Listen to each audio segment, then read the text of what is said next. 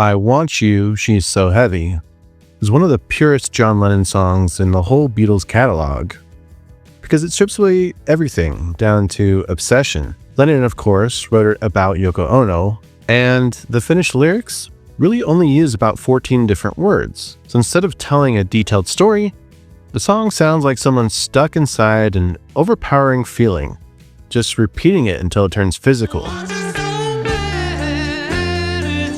It ended up closing side 1 of Abbey Road, and at 7 minutes and 47 seconds long, it was one of the longest Beatles recordings ever released. The song was born during a very messy transition period for the band. The Beatles had already been trying out I Want You during the January 1969 Get Back rehearsals, but the proper studio version did not begin until February 22nd at Trident Studios. So this was the first song started for Abbey Road, even though it would not be finished until August. So it sat at the center of two different Beatles worlds. On one side, there was the loose and half-chaotic Let It Be era, and then on the other was the more polished, carefully built Abbey Road sessions that followed. The recording was built in pieces over several months, which helps explain why it feels so massive and strange. The basic track came first, and then later sessions added more guitars, Billy Preston's Hammond organ, and finally the repeated She's So Heavy vocals from John, Paul, and George.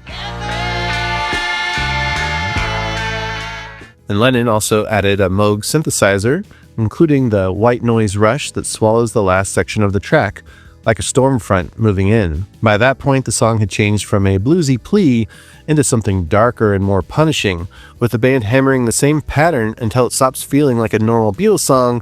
It starts feeling almost industrial. And let's talk about the ending of the song, because it was not really a fade, nor was it a climax, or even a final chord.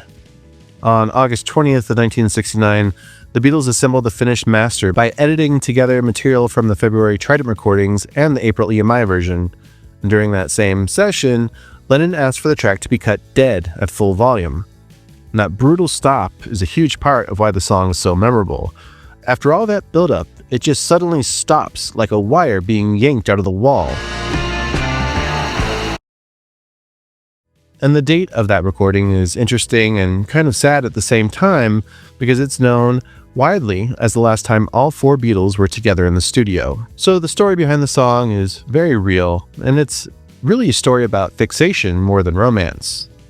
It was John turning his relationship with Yoko into one of the heaviest and most repetitive and most physically overwhelming tracks the Beatles ever made. It started as an almost embarrassingly direct love song, but then it grew into a long and eerie monster that helped show how far the band could still push rock music in 1969. For a group often praised for elegance and melody, this song is a reminder that they could also sound hungry, ugly, and frightening if they wanted to.